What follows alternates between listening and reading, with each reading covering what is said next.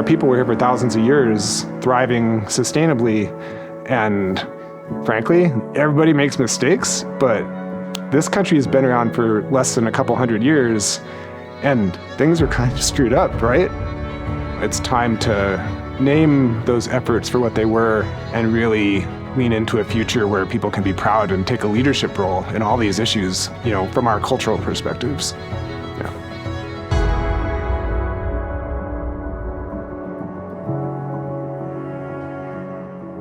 The field of public health and any kind of academic discipline or professional discipline in the United States and Canada is very much seen through a Western lens. Our people go and get their degrees and become leaders in these fields, but then there's always a little bit of a disconnect with Native, Indigenous wisdom, culture, practices.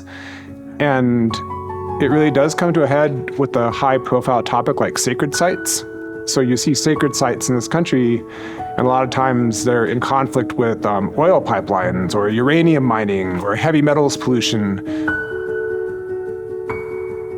Native people were in these spaces for literally thousands of years and in a sustainable and balanced way. So those lessons learned are very applicable to the situations we have today, right? Climate change and pollution and sustainability. Native perspectives are key to resolving a lot of those issues and need to be part of that discussion.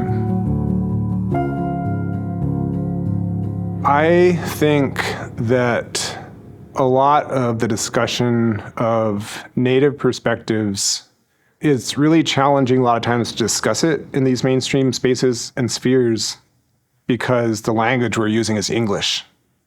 Every language is a reflection of its cultural roots. And so we have very different cultures. There's a worldview that the world is full of resources for you to use, or there's a worldview that the world is full of relatives, for you to coexist with, right? And relatives are, the animals, the plants, the resources. So, the English language is representative of a culture that looks more at the world as resources that have been given to be used. So when you try to talk about Native values, words like sacred or wisdom, these words kind of come and go. These are all still English words, right? The reason why these words keep changing is because none of them really fit.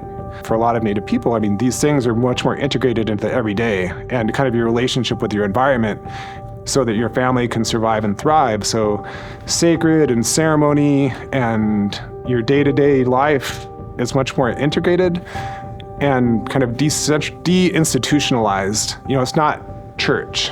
You're constantly trying to adapt the English language to describe concepts that aren't native to the English language, so it's difficult. It's difficult. What I really want to see is for our Native people collectively to realize that we are the ones we've been waiting for.